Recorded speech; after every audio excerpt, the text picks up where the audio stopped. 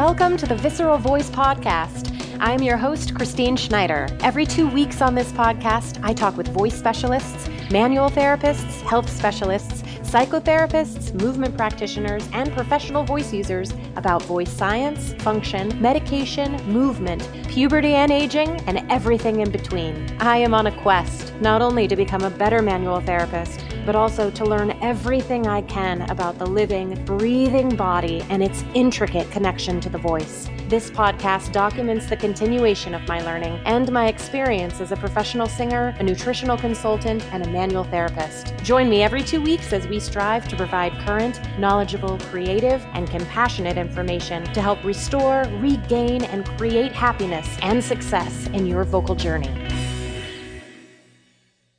In this episode, I talk with Chris York, who is a voice teacher with over 10 years of experience teaching professional singers in and around New York City. While maintaining a full private studio in Midtown Manhattan, Chris has also served as the staff vocal coach for the children in the Broadway productions of School of Rock and Charlie and the Chocolate Factory, and the current national tour of Motown the Musical, as well as the full cast vocal coach for Cirque du Soleil's Paramore on Broadway, and a singing consultant coach for Fox hit television series Gotham.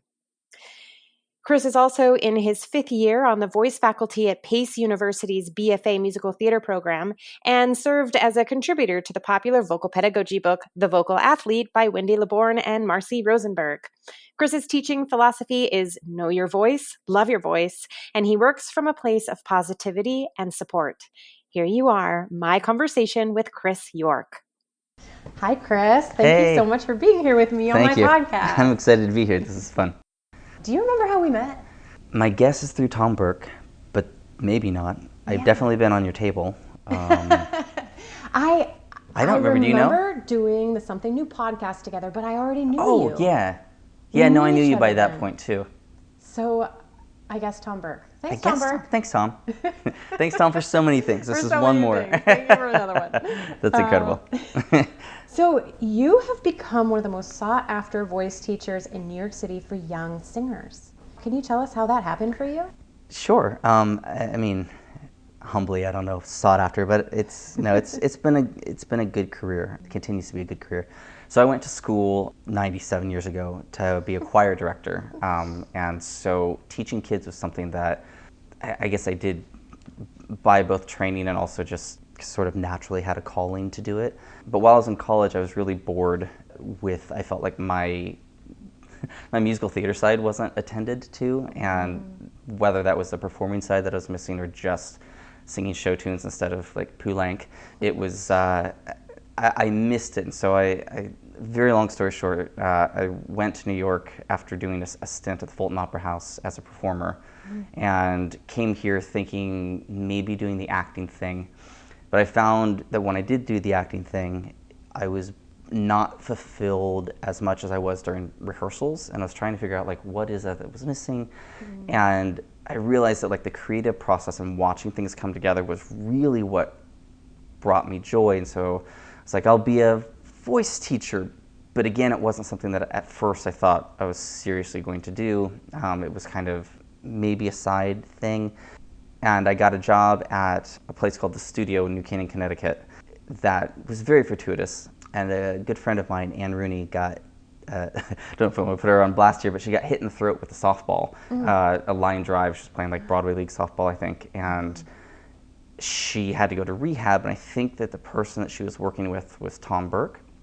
And she was like, you should meet this guy. He's really cool. And I think you guys would get along. And so this was about the point in my life where I just didn't know exactly what I wanted to do. It's like, I think I want to be a teacher, or I want to be a voice teacher, but I trained to be a choir teacher. So I felt very much like an imposter and was like, I shouldn't be doing this.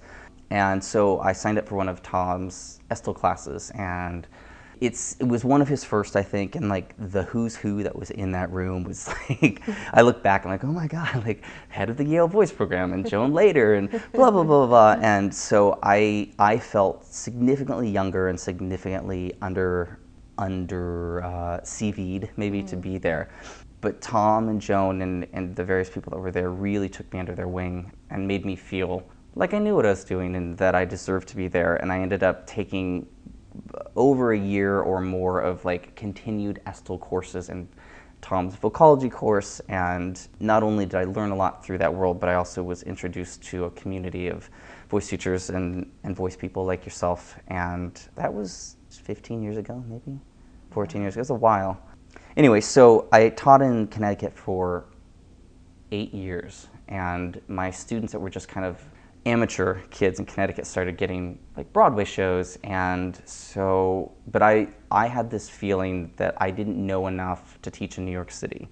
And I remember Joan actually said during one of the Estel courses, she was like, why aren't you teaching in New York? Why aren't you singing in New York? And I said, I don't know enough. When I do, I will. And she said something, I'm paraphrasing horribly, and she'll be like, I didn't say that.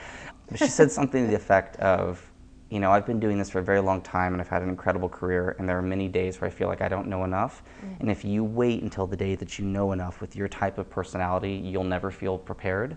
And so you can't wait for that feeling to begin your career, and you can't wait for that to begin your success. And I've carried that forever, really, ever since she said that. And so I kind of jumped in, and I think it's weird, like, and I don't know if you find this is true or not, but 99% of more, 100% probably of the jobs that I've had, the people that have come to me have been through word of mouth of other people who I've taught.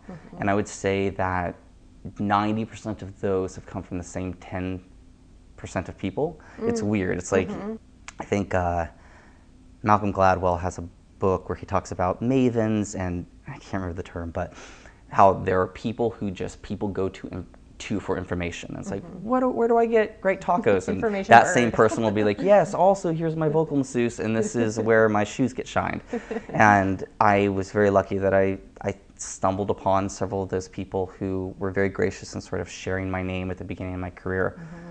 And then, you know, I think voice teaching, voice lessons, and singing in general is a very personal thing. And with kids and with adults, I think people just, as much as they want to work on their voice, which is obviously the goal, they also just want to be heard and be seen and feel heard and feel that the voice that they have, both performing-wise but also just internally, is valid. And that's something that I take very seriously in my lessons and with kids. I don't know, I hope that the parents of my children, now that I am a parent as well, you know, if you make my kid feel good, I'm in your corner for the rest of my life. And I didn't understand that as a 25-year-old, but at 37 with 2 children, I'm like, oh, yeah, I will stand up for the people who are in my children's corner, and so hopefully I've done that.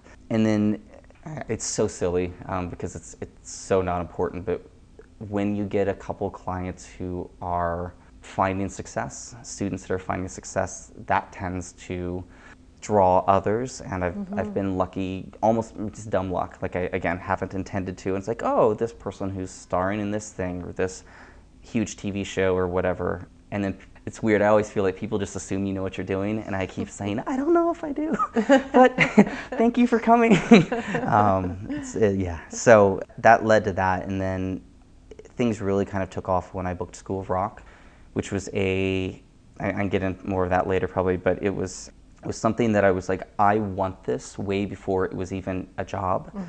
And I remember seeing that it was happening, and there was a reading, and the music director of it, because again, this is dumb luck and sometimes you can't control it, and was an old roommate. And so I emailed him, I was like, hey man, I've been working with a lot of these kids for preparing for these auditions, and is there a chance that I could get a seat in the audience at the reading, just because I want to hear the tone that you guys are going for, because I'm sure that I'll be working at some point with them. And you know, in the back of my head, I'm thinking like, I want to be in this room. Yes. And law of attraction. Yeah, law of attraction. So it wasn't unintentional, but I also just professionally was like, I want to see what the tone is that they're looking for. And so he's like, yeah, actually, we've been looking possibly for a potential vocal coach for the kids. So when you're here, and I was like, yay. So I showed up and I saw the reading, and it was about the time in my career where I was like, I don't want to meet people who I admire as a fan anymore. I will either meet them as a coworker or as a mutual introduction, but I don't want to be that like, oh my God, look, it's who and so. And, you know, the first show that I saw as a kid was Cats. And Andrew Lloyd Webber is standing 15 feet away from me. And I was like, oh God, I just want to be like, you know, I saw Cats. And like, I used to build, like, would go to Mexican restaurants and eat holes in the tortillas and put them on my face like the Phantom because I was that kid. But I didn't. And I was like, you know what? I'm either going to someday meet him professionally or I'll never meet him, and I'm okay with that. And I went home that night and I wrote my resume for the job. That didn't exist. And 7.5 months later or so, the music supervisor, Ethan Popp, who's awesome, contacted me and was like, hey, we'd love to see you for this thing. And it was something like, can you come tomorrow? For the vocal coaching. For the vocal coaching for the Children's School of Rock. It was, we'd like to see you for this and just sort of like interview, see whatever. And I think at the time I was not really in the running. It was just sort of a courtesy. And I was like, yeah, I'm ready tomorrow, because I had already written my resume and I'd already written, like, this is what I would do if there's unlimited time, which there wasn't, but if there's unlimited time and resources, this is what I would do and this is what the kids need. And I showed up and I got the job. So that led to Charlie and the Chocolate Factory. Actually, that led to Paramore. It was the same producers, which was an adult show, which was kind of cool. It's like, okay, I'm not just the kid guy. I can work with adults. And then that led to Charlie and the Chocolate Factory. And yeah, the rest of it's just sort of how it happened. But just to say that I controlled any of it is not factually accurate. It was hard work, but a lot of dumb luck. So that's my story. Well, to say to you and to the listeners, you do know what you're talking about. Thank you. And so I just want to say a few things on what you just said. Joan said, as I started my manual therapy practice, she said the exact same thing to me. I went into her and I said, Joan, I feel like I don't know what I'm doing. Each year, it'd be like, man, the more I learn, the more I don't know. Oh, it never stops. And she said a very similar thing to me, and it changed everything for me. And that's why, talking with her this week, I said, you're not just my greatest mentor with my voice. You're my greatest mentor in my life, and I really, really mean that. And that's one of the ways that she has been in my therapeutic world as well. She's awesome. The other thing you said is making sure that someone feels heard. And I really resonate with that. When a client comes into my space, the most important, I was talking to a client about it today, in fact, the most important thing is them walking into a safe space. Absolutely. And part of creating that safe space is immediately listening and allowing them to feel heard. So I really resonated when you said that. I love that. Yeah, thank you. And then the last thing on what you had just said was you were teaching in Connecticut. Yeah. Now, I saw a client on Tuesday, this Tuesday. I saw a client that was a student of yours when she was 8 years old in Connecticut. And she has auditioned for PACE. And she is super stoked. We'll see where she ends up going. But she said, I started studying with Chris when I was 8 years old. And I'm like, oh my gosh, 8 years old. That's amazing. I love that, because I'm like, small world. Wow, I mean, these kids now are getting ready to graduate, or some already have. Or, Yeah. And just like you said, you were seeing these kids in Connecticut, not quite even knowing what your own path looked like at the time. And then here you come into New York, and you're helping them in their Broadway shows, and you're working with them. And honestly, I don't know a lot of people that are daring enough to work with children of that age. Sure. So which we'll get to, because I want to pick your brain about that a little bit too. So what would you say are the greatest differences between working with adults and with children? It varies, but I would say with children, especially up to a certain age, less people have told them no.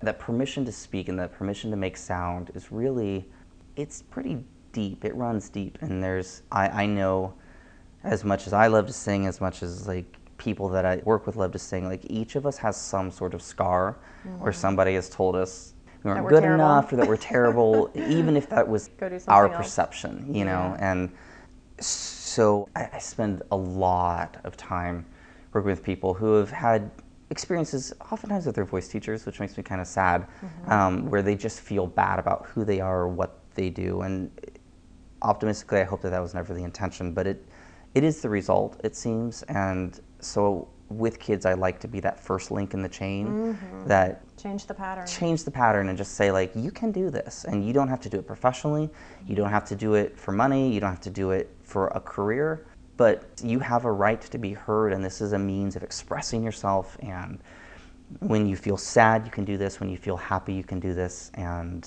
more importantly, what you have is enough. And our goal is not to make you sound like C. Pasquale or Sutton Foster or whoever, because that's who they sound like, is themselves. And we don't want a second version of that. I want you. And what do you have to bring, and what sounds does your body make, and what experiences do you bring to the table that represent that? And the rest of it that doesn't matter.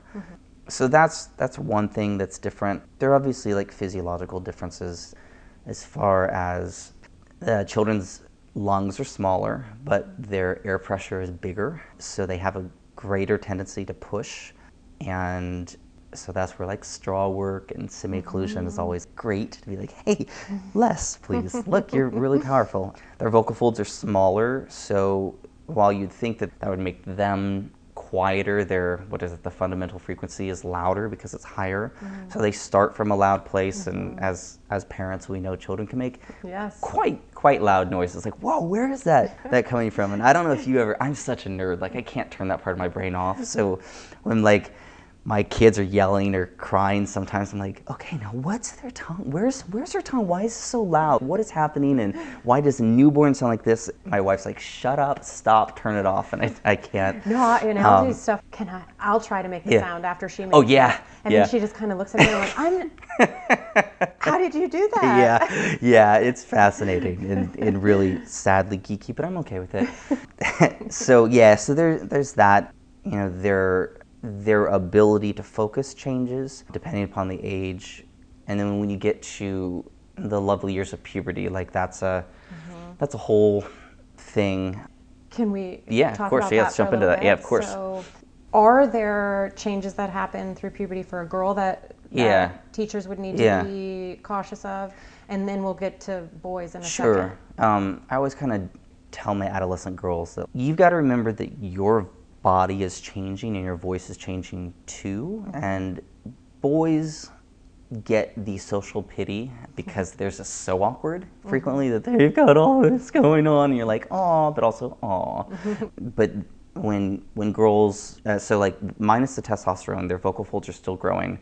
Their neck, all the resonating chambers, that's all growing. Their larynx is getting bigger, not as big as a man's would, but it's growing. And a lot of times you'll hear that there's not great closure in the back. That sometimes goes for the rest of their life, but it's breathier. I think there's probably a greater stabilization of the thyroid muscle. So kids kind of have this breakless sound to a point where it's just all kind of tilting like it goes. And it's kind of a belt, but there's not a lot of thickness to it, but it's loud and pingy. And there's a head voice, but it's just not as clear. And I think as they grow, there's just in adult bodies how we get better muscle definition and coordination. The thyroid, cricothyroid are probably becoming more stabilized or more developed, which can change how they sort of drive the voice bus for a while. What's dominant? What's dominant, and getting used to that. Their lungs are growing, their bodies are growing, their faces are growing. Their bodies swelling through Their menstruation. bodies swelling, absolutely. Like hormones that's a whole new thing for girls to deal with, and some of them are barely affected by it, and some of them are significantly affected by it. So giving the permission to feel off is important. A lot of people may not tell you that your voice is changing, but it is. And especially for those who are professional singers, like kid professionals who are like, I used to do this and now I can't, and nobody wants to hire me. And that's, it's hard already, and I could talk on that for hours. But I think I always try to be like, okay, so here's what's happening. Here are things that you can't do a whole lot about except for grow, and you will. And here are things that we can do about it that we can take control over. Again, just making them feel heard and making them feel like an artist throughout that change, which I'll kind of tap on when we talk about the boys too, and reminding them that they're not yet adults, but they're no longer children, and that you can grow without feeling like at 14 you suddenly have to sound like Stephanie J. Block and be like, well, you'll get there probably because you're fantastic, but you're 14. So yeah, there's definitely, I think, again, semi-occlusion is good. Playing with resonance exercises is always good, just like vowel work and being like, this is what your new tongue and your new teeth and your new face feel like, and just going very gently and lots of exploratory stuff. Yeah. And then with the boys, you know, it's traumatic for them. But it's funny. There's a combination of when the low notes come, it's so cute. They typically bottom at an F, like an F below middle C. The first time that they get that E or that E flat, it's only a whole step lower. Their face gets so excited and they can't hit the note because they're smiling so hard that they've lost any like facial depth. Do, do, da, da, and they're smiling, and you just want to be like, oh God, it's so cute, but you're like, no, dude, bro, you're killing it. You're killing it, bro. Come on, let's try that again. That's great. And so yeah, you know, it is a change, and they're adding with the boys. Not only are their vocal folds growing, but their larynx is growing quickly, and that's with, you know, the testosterone changes a lot of that. I've not had a single student who's had the exact same experience. I've had some that just one day were like, hi, I kind of sing like this. I was like, that's not fair. And some that lose giant holes in the middle of their voice for a little while. Some that their bottom comes in while the top is still there, and then the top slowly diminishes, and that's also kind of amazing. But I like being able to, as a man, demo both very, very high. I sing with any of my girl singers. Okay, this is what a belted D sounds like. This is what a falsetto, like a head voice C is like. And to show them that, like, yes, you can sound like this, but you can also sound like this, and it's okay too. And like wherever we are, you'll get those notes back, and you'll get these someday. And so with working with these kiddos Sure. in the shows, watching them in a Broadway show at an age that Right. some of them are going through puberty, I'm sure it looks different for each Sure. kid. But what does that look like? It's hard because there's a piece of them, how they view their place in the world is, I am young, but I am an adult, and I'm wanted because I am able to do this and this and this, and people like me because I sound like this, and when that goes away, everybody deals with it differently, but it's hard for them.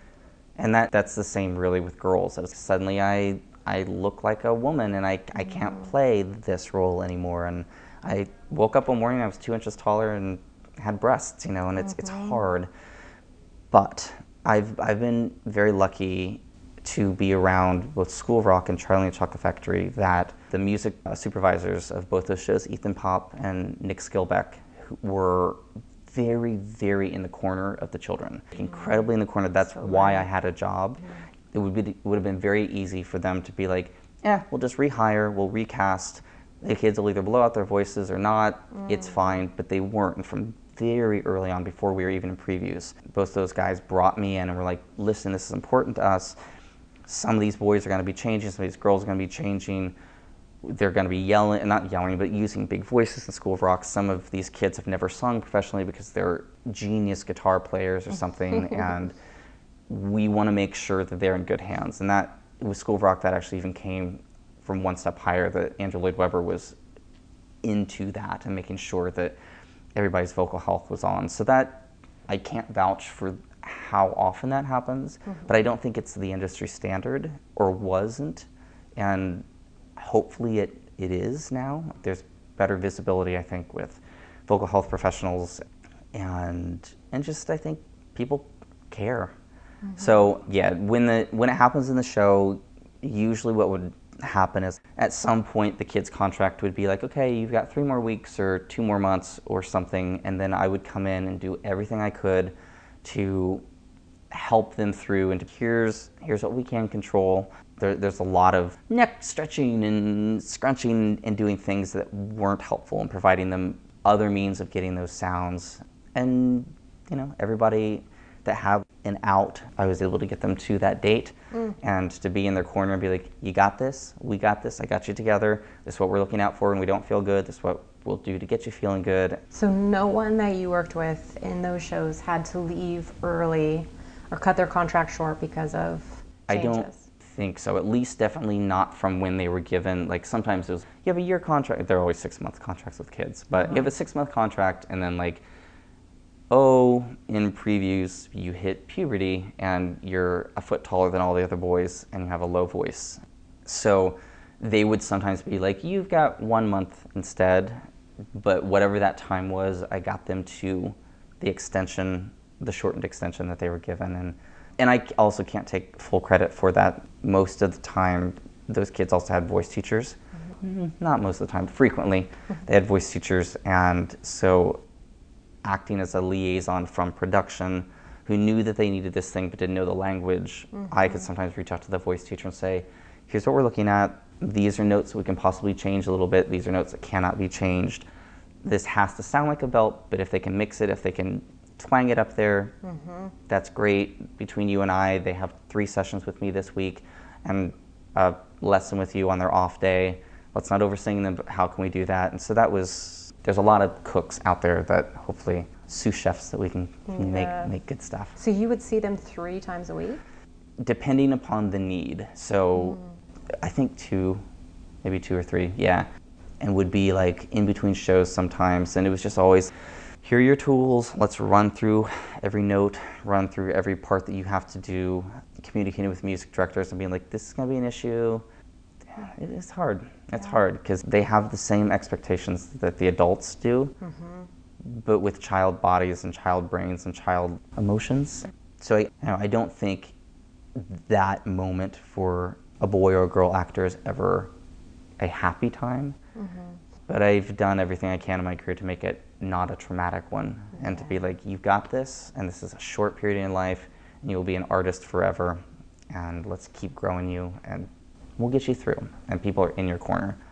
So. And there are more and more Broadway shows now that incorporate young children. Tons.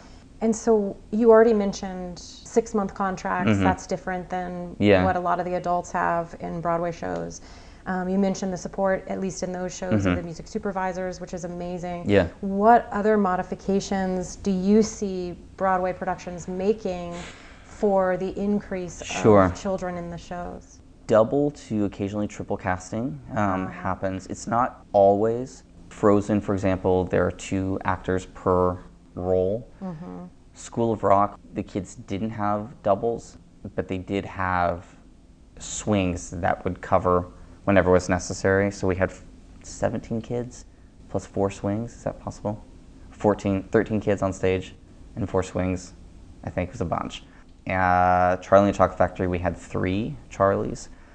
And it's kind of funny. So in the UK, they have different child labor laws. And so all shows that have kids in the UK, I believe, have to have 3. And we don't have those laws here. So like Annie, I think there was only 1 Annie, and there's like a standby, but there was only 1 Annie. And so shows that start in the UK, when they come here, they triple cast. Every single typically, child actor. Every single child actor, at least the lead. So like Matilda, for example, had 4 Matildas. Is that right? Yeah, 4 Matildas, and then the ensemble were not, but there were swings and stuff that would cover. But Charlie and the Chocolate Factory, the kids were played by adults here except for Charlie. But in London, they had all the kids were actually kids, and there were 3 casts of them. And School of Rock, I believe, in London has 3 casts, like entire 17-member casts for all 3. So it changes a little bit. But here they're doing better at sort of lightening the load. There are people like me that help them get through. And advocate for them? And advocate for them, which is, I think, big. In my experience, the producers and the music supervisors are frequently in the corner of the kids. They just don't have the language or the baseline knowledge of what that needs. Well, and so, it's hard for a kiddo to know what they need. So how can they ask for it? Because they don't even know, right? The child themselves or even their parent or whatever wouldn't know to ask because they didn't even know they needed it. At School of Rock, we put together a packet of information of like, here's some vocal health things, and this is what steaming is like, and this is, these are things that if you feel fuzzy or breathy or something, or you're sick or you can't sing, like these are the protocols for you. Check and you do these things. If you feel like you can't do those things, here's my phone number, you call me and we do it over the phone. If at this point, then you talk to the stage manager and say, I can't go on, I can go on, and sort of like letting them, giving them even the permission, which is hard for adults, let alone kids, to be like, take one show off, feel better, instead of sing that show and then you're out for a week or more. Right.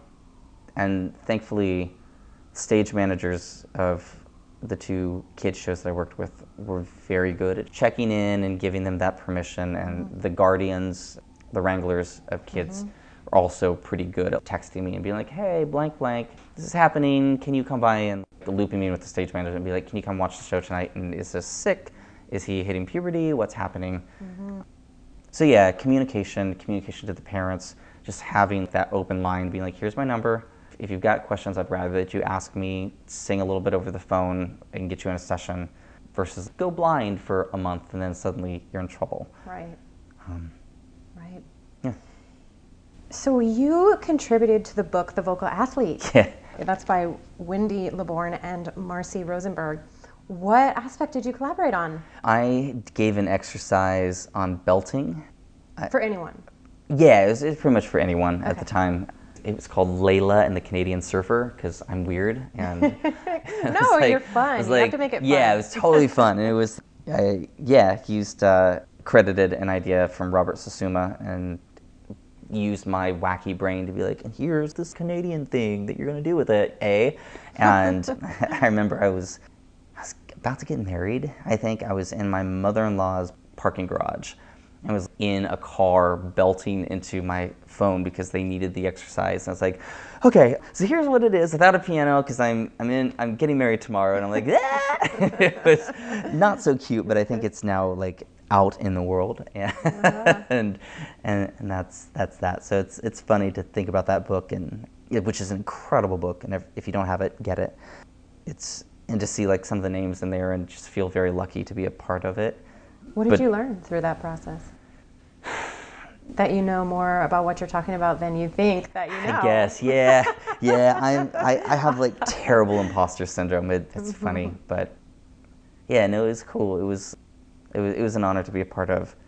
It's like an honor to be asked, if you will. Yeah, they're in Chicago, right? Yeah, I think so. Yeah, all the way from Chicago. Yeah, so it was neat. It was, that was kind of cool. And there's voice listserv things that somebody sent me this thing that my exercise is being discussed among a bunch of speech pathologists. They're like, oh, you should try Chris York's Layla Canadian Surfer exercise. Like, what the heck?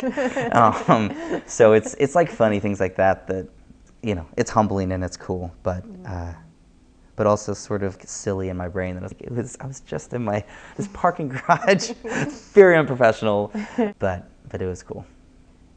So what advice would you give to young aspiring performers? A thing that I tell people a lot is that at some point, if you're a professional, at some point you're going to be in a room with everyone else who can do exactly what's necessary. You can hit the note, you look the part, it's funny, like you'll be like, everybody here is my height with my hair color and my nose. I don't know how we all look the same, I didn't know we all exist, but I have twins, and there you are. I have 20 doppelgangers. Yeah, 20 doppelgangers, they can do everything that I can do. So at the end of the day, while it's obviously incredibly important to practice your technique, work on you, it's not ultimately about can you do the thing, but what is your version of the thing, and do we need that? And so as an artist, work on being the best you that we can be and dig deep into what that means. You'll never fully understand it because we never stop growing. And with young people, I just say, I thought when I graduated high school I'd have it all figured out. Then I'll be a grown-up. And then I did, and I was like, oh, I'm in college and I don't know what I'm doing. And I graduated college like, but then I'll know. And nope. When I start my first job in New York, nope. When I get married, then I'll feel grown up. Nope. When I have a Broadway show, nope. When I have children, I'll feel like I know what I'm doing. It's never stopped, so I don't think I'll ever arrive at that, and you just keep trying, and who you are and who you'll become will unfold before you, and that's what we want to know, and that's what makes what you have special. So build upon that, and what you have may not be exactly what you think the world needs, but it is. So that's my advice. I actually give the exact same advice. When I'm asked this question, Yeah. that's the advice I give. And it's because in my own performing, I took myself out on a date. Oh, I love it. I went out to a restaurant. I was sitting down and I was eating, and I was filling out one of the books on becoming a successful actor or something. And I sat there and I thought, you're hearing people through a door. Everyone sounds amazing. Exactly what you said. Everyone looks like you. And I'm like, what do I have that no one else has? And right away, it was me. Yep. Me. Nobody else is me. And so I tell my clients, and certainly my younger clients, you get to walk in there, and the only person that can be you is you. Yeah. The best, most special thing about walking into that room is you. Yeah. And how like freeing that can be when you embrace that. It's amazing. Yeah. And for me, that was a major switch in my professional career. As soon as I recognized that, that's when I started booking work. Yep. I thought people can sing circles around me. Other people can act better than me. Many people can definitely dance those circles around me. But I can be genuine. I can be compassionate. I can be empathetic. I booked a show at one point. It was Guys and Dolls. I was cast as Sarah Brown. The producer was asked, what made you choose Christine? Yeah. And she said, she wasn't the most talented, but when we met her, we knew we wanted her. I love that. It's and so at the time, true. I read that and I was like so offended by it, right? Like, yeah, of course. I'm like, what do you mean? I wasn't the most talented. And now I think back on it, it just means so much to me. I'm like, man, you cast me for me. How awesome is that? Because you wanted to work with me as a person. And so I just love that. Sorry. Cool. I went on a tangent. What has been your greatest professional achievement? I suppose, so when, I know it's silly, but like little 12-year-old geek Broadway Chris, who put phantom masks on at the Mexican restaurant and built barricades with his parents' furniture in the backyard. I was so cool. Like, it really, yes, I was pretty awesome. But that moment where I saw Andrew Lloyd Webber and I was like, I'm not going to meet him as a fan. He'll either be introduced to me or it will never happen, and that's okay. I'm ready to like say that. And then 7 to 8 months later, sitting in rehearsal, and our music supervisor was like, Andrew, I'd love for you to meet our kid vocal guy. And Andrew Lloyd Webber was like, Chris, it's so lovely to meet you. Thank you for taking care of the children. If there's anything we can do, let me know. It's lovely to have you here. And I was like, be cool, bro. Be cool. Like, children, I was like, yeah. I'm so excited to be here. And was freaking out. And meeting Mark Shaman and Scott Whitman was kind of a similar, I was like, I grew up playing your music, singing your songs. And yeah, Broadway is, in some ways, it's exciting and it's another job and it's cool, but being as professional as I can and doing good work, but having those couple moments of being like, this is really exciting. I'm like, I'm sitting next to, Lord Lloyd Webber, watching him compose right in front of my face and watching him give notes and being like, dude, this is crazy. So finding that joy, allowing myself that joy, secretly, privately, internally, but being happy about that was probably a big career thing for me. Yeah. And what about your greatest professional setback? I think I probably have a long list of things I didn't get or moments that I wanted to turn out differently. I think as probably come up, for me personally, it's more of the imposter syndrome of just feeling, we as voice teachers, we spend a whole lot of time talking in a room by ourselves and one other person who's there to hear our advice and to feel, no matter how much I learn, the more that I learn, as you said, the more you feel you don't know. And sometimes fixing 12 people in one day and having one you couldn't quite figure out or that wasn't able to be there, that's the one I take home and will carry with me for what feels like hours and hours. And my wife has just gotten very good at, I'll be like, I think I'm a bad teacher and I probably shouldn't do this anymore. And she's like, so what week is it? Is this the week that you feel like you're a bad teacher? Next week we'll be fine. I'm like, yeah, I know, it's cyclical. the part I think that drives me to always learn more and be better is sometimes hard to be like, yeah, I think this is right. I know this is right, and believe in myself. Yeah, you're not alone. Yeah, for sure. Yeah. What do you wish you would have learned sooner? Being okay with the journey is something that my younger self was not very good at. And my older self likes to say that I am. And I work very hard towards it, but knowing that it takes a long time to become you and to become the artist that you want to be, to become, in my case, the teacher that I want to be, the influencer of artists that I want to be, and being okay with, like, I guess I look back at teaching 12 years ago, and I'm like, man, how did I get away with that? I never would say that out loud again, or like, but then like those people who were 12, who are now 24, are doing quite well and getting. I had somebody that emailed me who's now in his 20s and said something to the effect of, voice lessons with you was like changed my life. It was the greatest thing that ever happened to me in middle school, and I would have been lost and who knows what without. And I hold on to that in moments like that, just to be like, okay, there are days that it feels like you didn't make a change in their voice, but maybe you made a change in them. And reminding myself of that, because I know all the people in my life who have been that for me, and being lucky enough to hopefully be that for a few others. So that's what I wish I would have known. So if our listeners would like to get a hold of you or learn Sure. more about you, Yeah. how can they do that? I have a website. It's chrisyorkvoicestudio.com, or you can send me an email at chris@chrisyorkvoicestudio.com, or more importantly, my incredible assistant Maggie, who really runs the show, because I'm very type B brained and she's type A, and she saves my life every day. So her email address that you should copy is maggie@chrisyorkvoicestudio.com. And so send an email to the two of us, or you can just go to the website and we have a form and you can fill that out. Great. And it will get it to the right people. Yeah. That's Great. it. Thank you. Thank you Yes, this is so so fun. much for coming and talking to Yeah. me about, I don't know a lot about working with young singers. That's I fun. see only a couple of them as a manual therapist. So I've learned a lot Cool. from talking with Cool. you tonight. Thank you so much Yes, for it's joining fun. me. Thank you so much.